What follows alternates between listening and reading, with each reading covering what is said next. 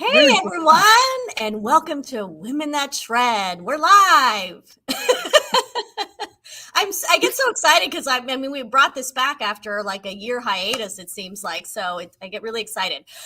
And we have Kelly Yale, who Kelly and I have been connected for a while. We finally got to meet in person in April at Housing Wire. Yes, and ma'am. We really hit it off. So I was like, gotta have her on the show. I love it.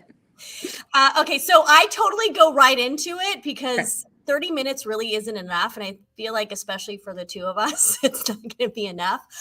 But Kelly, I always allow the guests to kind of do their own little introduction. So tell us what you want us to know about you.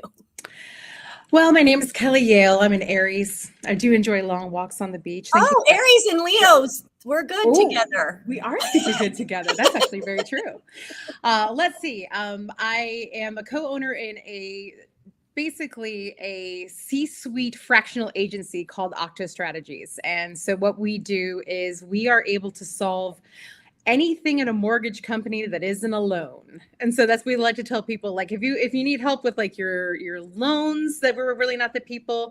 But if you need to know how to build and scale a business, everything from brand to web to digital to social to CRM to everything your company needs, processing, you name it, recruiting, we handle that at a really, really high level and really dial it in for companies. I love that. And it looks like Steven, who's in from New York, is an Aries too.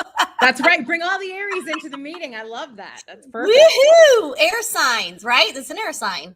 I'm a fire sign. Or Aries is a fire sign? Maybe that's why, because Leo. Okay. See? Okay.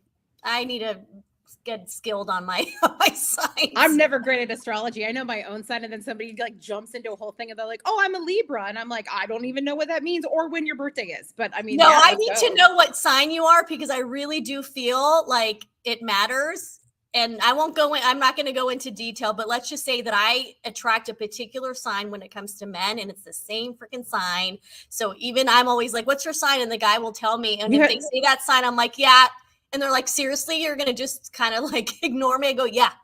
You have to tell me what the sign is because mine is Taurus. I always am dating Taurus men. Oh my gosh. Okay. Well, it's not Taurus. So okay. Well, then we'll keep it on the DL. But this is something that I really want to ask you. And I want you to be like super honest about it because you are someone that you look at your resume, you look at what you do, just your background, like you are a skilled marketer. Like you are someone that is like, I would consider an expert, someone that really has kind of honed in on that skill, that's really done like the work. And then there's people like me who are in marketing, but never studied it. I was an art history major. I knew I had a knack for it, like at a young age, but I never knew at what point I would be in marketing and in what capacity. And the fact that I'm in marketing, but in a very unconventional, untraditional way, I'm curious, like, how do you feel about that for people like myself who suddenly come in and are in your space, but aren't like, didn't do all the work leading up to it? So, I believe that capable people are capable in any situation, meaning if I drop you in a McDonald's, you should be able to like become a manager within 6 weeks. Or order a Big Mac. I believe that everyone has the ability to learn how to do things. I think some of us just sort of have a path in front of us that makes a lot of sense. The reality for me is I'm sales. I am so sales. That's what drives me, but I just don't like sales. And so what I discovered early on was like, I have a true talent for this, but I don't enjoy it because if I don't have something to sell that I like so much believe in, then I'm not effective, right? And so now imagine the product or the thing I would have to sell in order to be so passionate about it. But marketing is a different thing. So marketing, you're in sales, but you're selling a company. You're selling something, an experience, something that people need, but you can really sell a company that you believe in. So what makes me a little different is because my brain technically works as a salesperson understanding technology, which means that in the middle, I can be a really effective translator of what sales needs, what we need to build in tech to serve sales, but also the marketing angle, which is like, let sales be sales. Let marketing build out the experience for the consumer, for the partner, right? So it's a very different sort of, I'm more of a CIO than I am a CMO. I'm more of a chief innovation officer. I put together platforms of marketing and things like that. But when it comes to like, who's got the most longevity, or like people who come in and they're really good at social media, or they're really good at a little bit of it. I just think that that's somebody who's on a path to understand the whole thing, right? I don't ever look at it like, oh gosh, here I am a CMO, and then I've got, a 26-year-old who's got, 100,000 followers on TikTok, and all of a sudden, like, we're in the same group. Yeah. Because what they know and what their skill set is only going to make mine sharper. They're only going to be a contributor to the team. So unless that person is running a marketing department, I usually don't have any issue. Now, if that person's running a marketing department and they introduce this person, they're like, then we have a problem. Here's our director of marketing, and somebody's looking at me and they're like, hello, and I'm like, oh boy. And it's only because it makes it challenging to people who, especially in mortgage, right? We love this business development, right? So AKA we hired a really attractive 28-year-old who's really good at socials in business development, which is, I have no problem with that. I have no problem with whatever people are going to kind of do in that lane. It's just that the language that you need to speak in order to be effective in marketing, not always the same as business development. And yet sometimes they will throw a lot of stuff on these people. It's not fair to them. But it just, everyone has so many gifts and so many things to share. I never kind of look at that in a strange way. Yeah.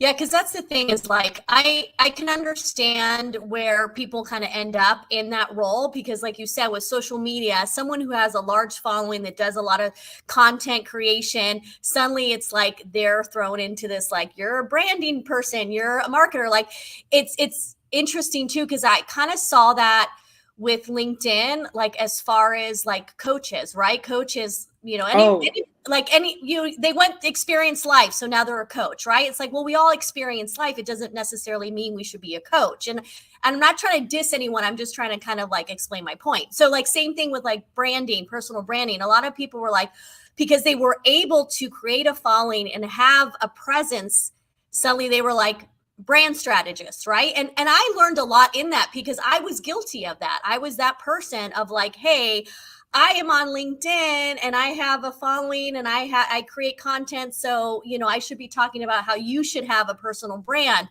And I did kind of have to hone in that skill. Like I did hire like my own personal brand strategist as well, to kind of understand, because I myself was like, should I really be talking on behalf of this just because I happen to like be really good at getting in front of my phone? You know what I mean?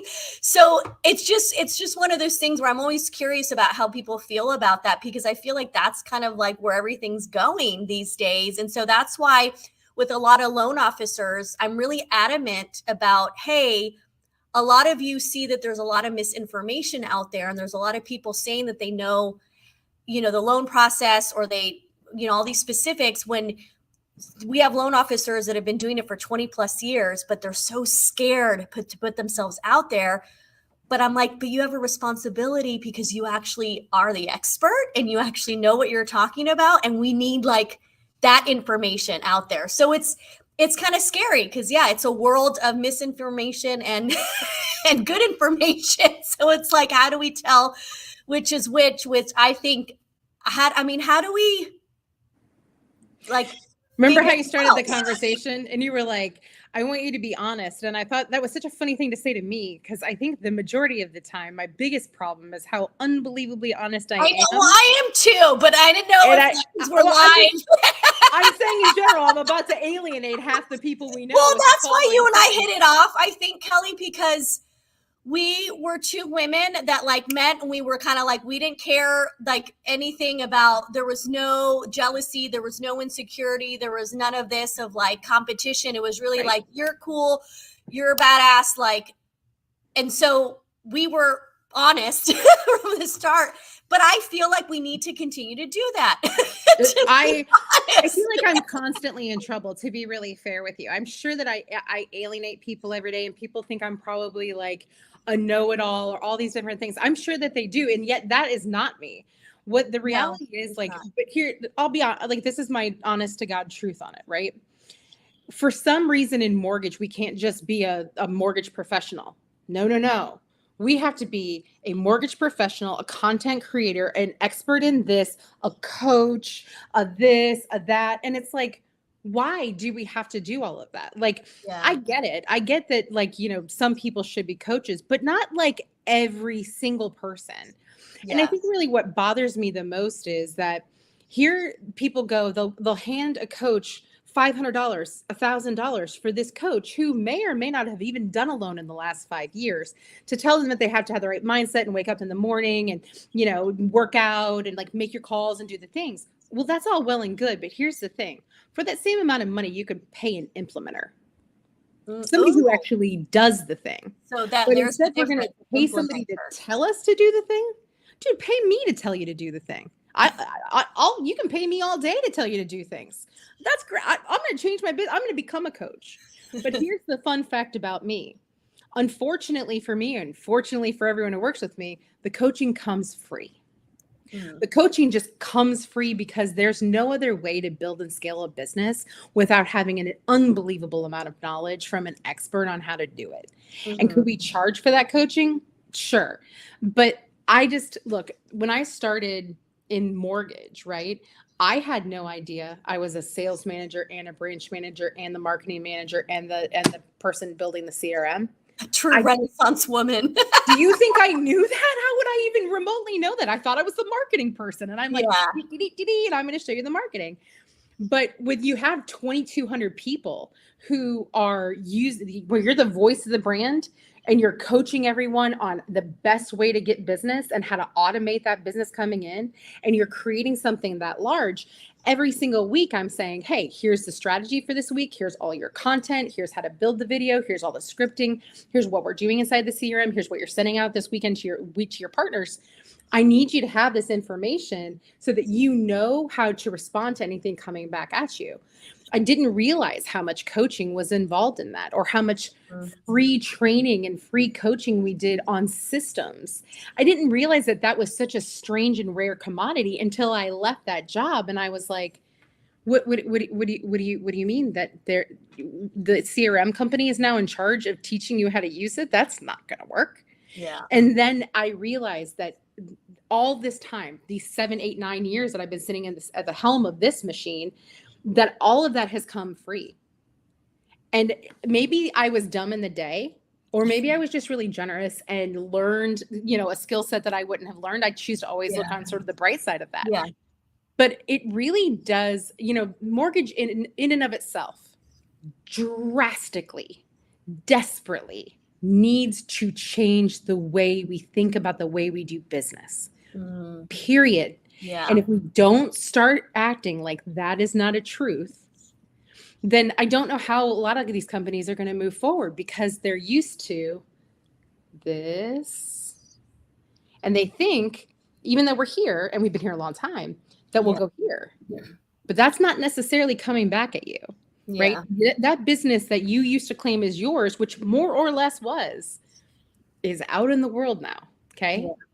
And so we had to change how we think about the way business is going to come in, how we're going to be really effectively handling the business we have. And more important than any of that is, we have a gold mine of opportunity that people don't know how to mine. Yeah, I think that's what it is. There is so much opportunity. It's just figuring out how to find those opportunities. And I think that's the hard part for a lot of people. Yeah, absolutely. But you know, we all lived in the same world for a really long time, right? Tech would come and go, but more or less it was the same. And then we started having a little tech tools, and we were excited. And now we are conditioned to think that if we just do the things we always did, that we're going to be successful in the future. But the problem is, there are so many companies, so many consumer direct companies who, once rates drop, they already have the data on all your people. Yeah. It's not a foregone conclusion that because you did a really good job on someone's home loan, that they're going to come back to you for a refinance, especially if a year and a half ago, you told them that you were going to refi them once rates dropped in like 6 months and it's been a year and a half. And you haven't even reached out. Right. And so like, it's funny because my customers have absolute refi strategy right now. They're all in the middle of scripting it out. They're like, we're building on these things. And we've already pulled all the data for all the loans that are over 7.5%. We already have it scripted out. We already have workflows built because I want them locked and loaded and ready the minute the rates drop. I want them to be able to lock a loan that day. Yeah. And so they're going down, but like if we get a rate cut in September, like I'm going to use air quotes, supposed to, that's lots of disclaimers here, you guys. we can't possibly say we know what's going to happen anymore because how many rate cuts have we been waiting on now? But yeah, the idea that, look, I was telling you a little earlier, but I was doing a special project for a law firm, and this law firm had purchased another law firm and they'd never reached out to their database. And so they were buying leads over here. And I was like, okay, but watch. And all I did was put together like a strategy for business from what we currently had. And they were just underwater with it. And they were like, I don't understand. How did this happen? And I said, because people don't understand how valuable a database is and how to tap into it. And once you tap into it, and once you have relationship, loyalty, trust, and then you're telling people, my job forever is to make sure that your financial picture, that your equity fits into that strategy. So it is my job to be with you forever, just like your financial planner, just like your CPA. So when you're marketing to them, as long as you're not sending stupid chicken recipes or 900 things a month, you're going to be okay. But you have to think about that strategy, right? Your partners need to be segmented into their own group. That group needs to not hear, hey, rates are shut. God, who cares what they are? But so this is what boggles my mind, Kelly, is that I don't understand why people don't nurture their past clients. That I feel like it's harder to find new clients than it would be to just nurture those past relationships, and then keep those relationships going, referrals, having repeat, customers. Like it shocks me that people are leaving so much of that behind and they're like out there struggling to get new business. Like, why is that? Why? I feel like it's a pretty general thing, and most loan officers do that. Like, I see that across the board. So I feel like I can generalize most loan officers in that, because I think even they did a statistic that only like 18%, I think maybe it was for real estate agents or loan officers, but it was something about only 18% like actually go back to their like loan officer, something ridiculous, where I was like, that clearly saying that you were like out of their mind, not even on their radar when they repurchased a home or did something new, and you were just like, just didn't exist.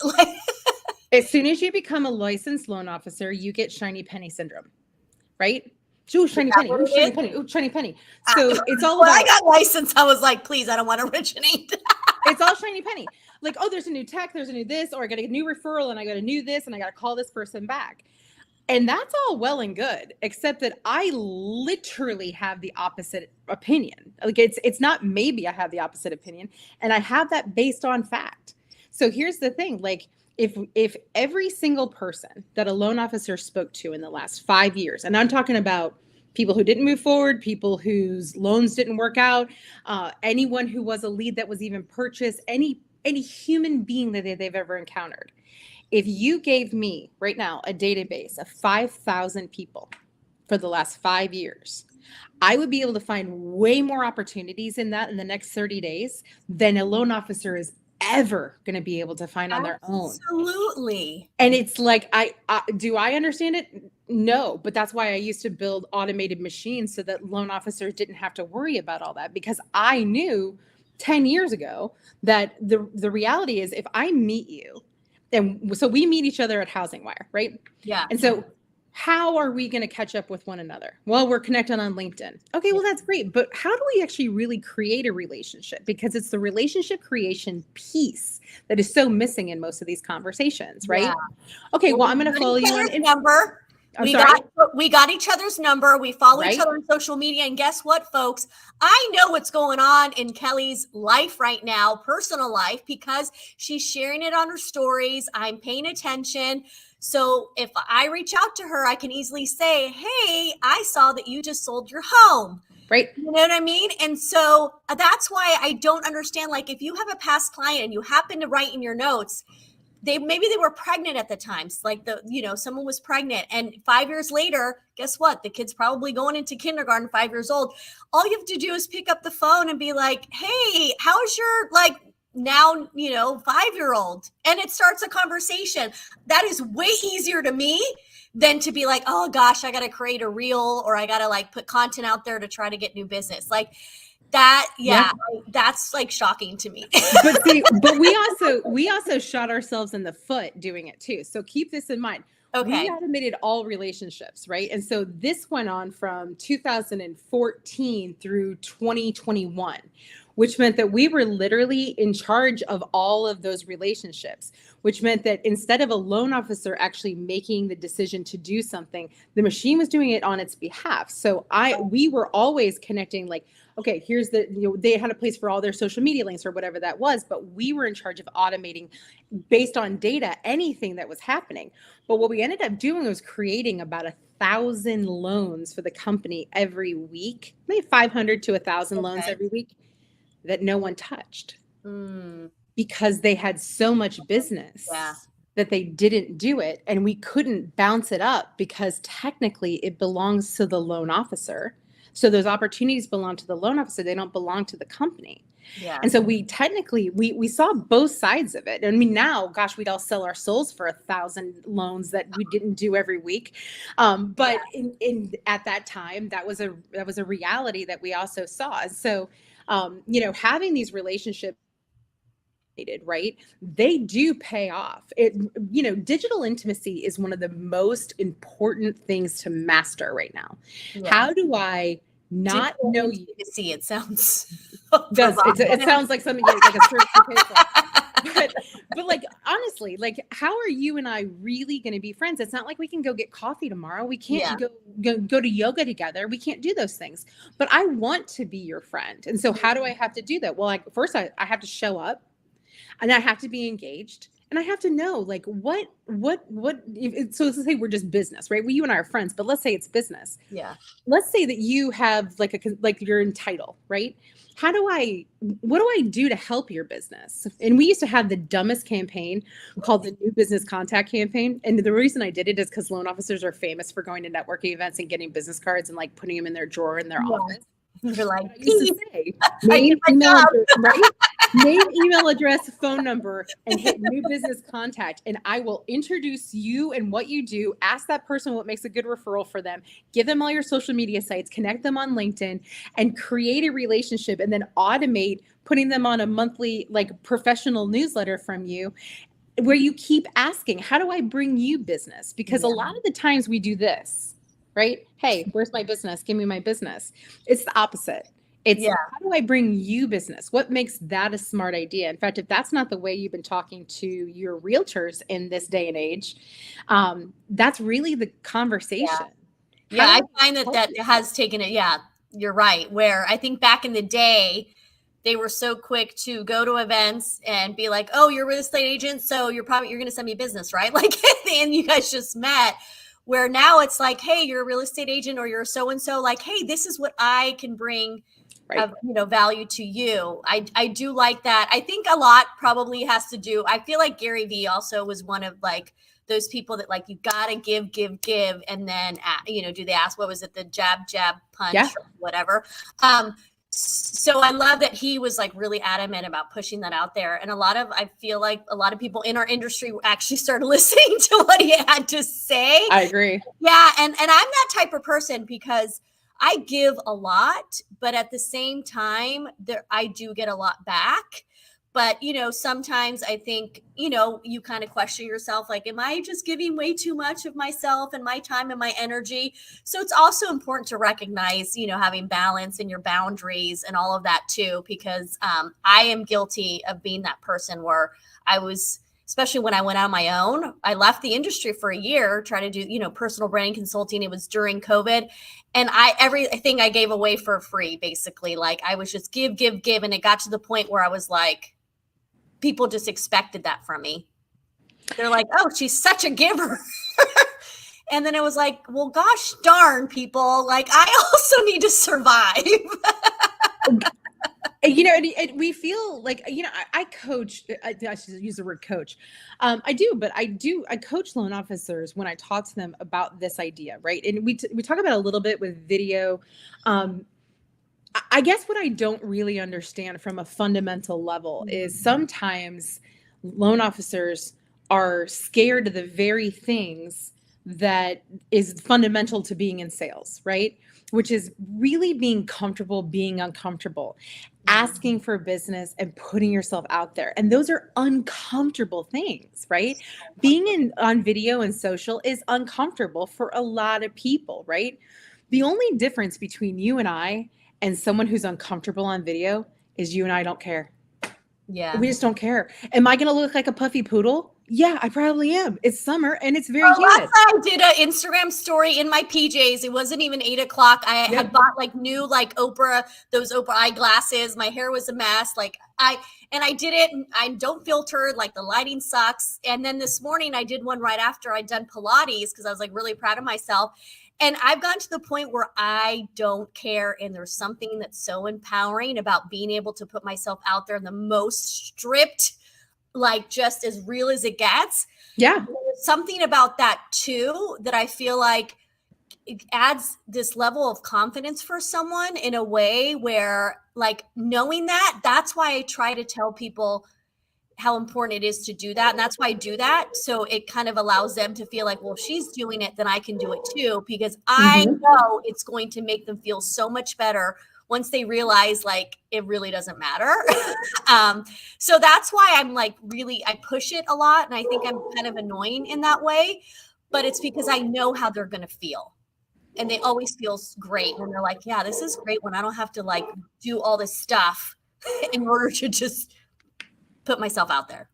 I own a social and digital media marketing company before I started working in mortgage. And when I started working with the group, by that point, and this is 2012, I was a LinkedIn expert, period.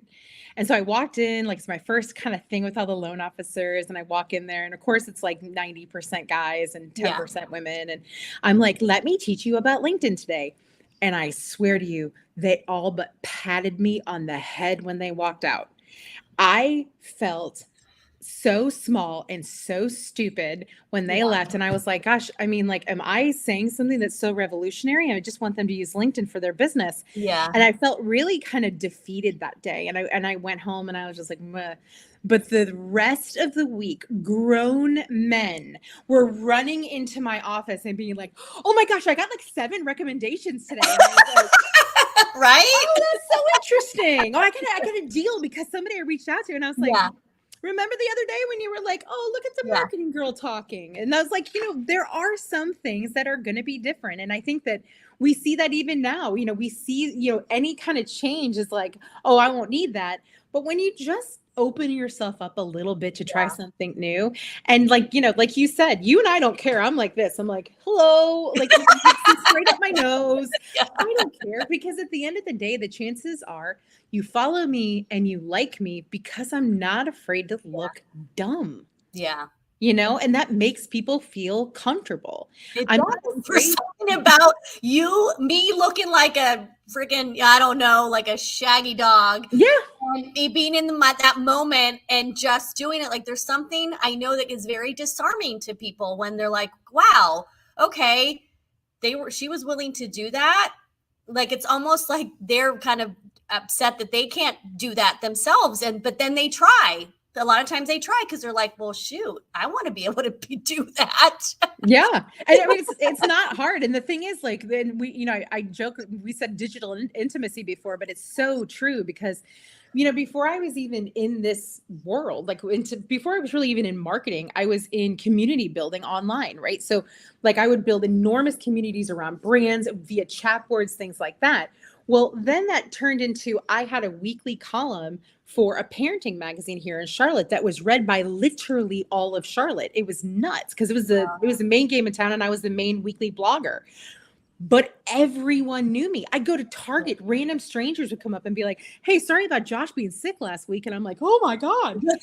But that's digital intimacy, right? These people don't know you, and yet you're showing them a little bit of your story, a little bit of your heart.